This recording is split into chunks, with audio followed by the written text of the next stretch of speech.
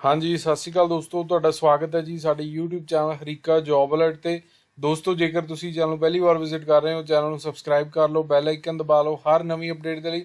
ਦੋਸਤੋ, ਅੱਜ ਦੀ update PSSSB ਵੱਲੋਂ ਲੈ ਕੇ ਆਏ। PSSSB ਵੱਲੋਂ ਟਾਈਪਿੰਗ ਟੈਸਟ ਰੱਖੇ ਗਏ ਸੀ 29 ਅਗਸਤ ਤੋਂ ਲੈ ਕੇ 4 ਸਤੰਬਰ 2023 ਤੱਕ, ਤੇ ਦੋ ਜਿਹੜੀਆਂ ਭਰਤੀਆਂ ਸੀ ਉਹਨਾਂ ਦੇ ਰਿਜ਼ਲਟ ਆਉਣੇ ਬਾਕੀ ਸੀਗੇ। ਟਾਈਪਿੰਗ ਟੈਸਟ ਦਾ ਪਹਿਲਾ ਰਿਜ਼ਲਟ ਜਿਹੜਾ ਆਇਆ ਇਸ਼ਤਿਹਾਰ ਨੰਬਰ 15/2022 ਕਲਰਕ, ਜਿਹਦੇ ਸਿੰਪਲ ਕਲਰਕ ਦੀ ਭਰਤੀ ਸੀਗੀ, ਤਾਂ ਇਹਨਾਂ ਦਾ ਰਿਜ਼ਲਟ ਆ ਚੁੱਕਿਆ। ਇਹਦੇ 'ਚ ਟਾਈਪਿੰਗ ਟੈਸਟ ਦਾ ਜਿਹੜਾ ਰਿਜ਼ਲਟ ਹੈ ਉਹਦੇ 'ਚ 4 ਤਰ੍ਹਾਂ ਦੇ ਸਟੇਟਸ ਹੈ: ਕੁਆਲੀਫਾਈਡ, ਨਾਟ ਕੁਆਲੀਫਾਈਡ, ਐਬਸੈਂਟ ਤੇ ਐਗਜ਼ੈਂਪਟਡ। ਠੀਕ ਹੈ, ਐਗਜ਼ੈਂਪਟਡ ਹੈ ਜਿਨ੍ਹਾਂ ਦਾ, ਉਹਨਾਂ ਦਾ ਵੀ ਜਿਹੜੇ ਫਿਜ਼ੀਕਲੀ ਡਿਸੇਬਲਡ ਪਰਸਨ ਸੀਗੇ, ਜਿਨ੍ਹਾਂ ਨੂੰ ਛੋਟ ਦਿੱਤੀ ਹੋਈ ਸੀ ਡਿਪਾਰਟਮੈਂਟ ਵੱਲੋਂ ਕਿ ਫੁੱਲੀ ਐਗਜ਼ੈਂਪਟ ਸੀਗੇ, ਉਹ ਵੀ ਉਹਨਾਂ ਟਾਈਪਿੰਗ ਟੈਸਟ ਉਹਨਾਂ ਨੇ ਨਹੀਂ ਸੀ ਦੇਣਾ, ਸਿਰਫ ਅਟੈਂਡੈਂਸ ਉੱਥੇ ਲੱਗਣੀ ਸੀ ਉਹਨਾਂ ਦੀ।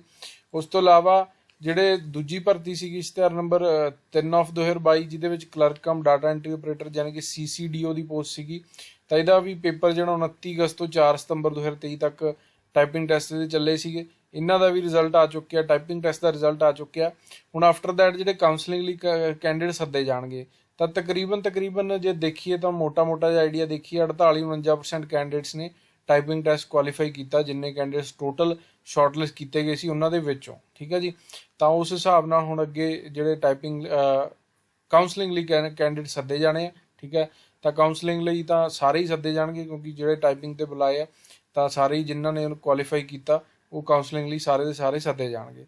ਤਾਂ ਕਾਉਂਸਲਿੰਗ ਲਈ ਆਪਣੇ ਤਿਆਰ ਰਹੋ। ਕਾਉਂਸਲਿੰਗ ਲਈ ਆਪਣੇ ਡਾਕੂਮੈਂਟਸ ਵਗੈਰਾ, ਜੋ ਵੀ ਫੋਟੋ ਕਾਪੀਜ਼ ਵਗੈਰਾ ਹੁੰਦੀਆਂ, ਉਹ ਆਪਣੀਆਂ ਰੈਡੀ ਰੱਖੋ। ਠੀਕ ਹੈ, ਸੈਲਫ ਟੈਸਟਡ ਕਰਕੇ, ਕਿਉਂਕਿ ਬਹੁਤ ਹੀ ਸ਼ਾਰਟ ਨੋਟਿਸ ਦੇ ਵਿੱਚ ਤੁਹਾਨੂੰ ਕਾਉਂਸਲਿੰਗ ਲਈ ਬੁਲਾਇਆ ਜਾਏਗਾ।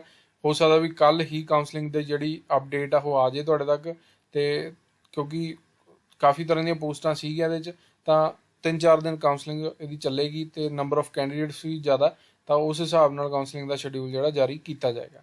ਤੇ ਬਾਕੀ ਅਪਡੇਟਸ ਸਾਡੇ ਨਾਲ ਬਣੇ ਰਹੋ, ਜੁੜੇ ਰਹੋ, ਚੈਨਲ ਨੂੰ ਸਬਸਕ੍ਰਾਈਬ ਕਰੋ। ਧੰਨਵਾਦ ਦੋਸਤੋ, ਸਤਿ ਸ਼੍ਰੀ ਅਕਾਲ।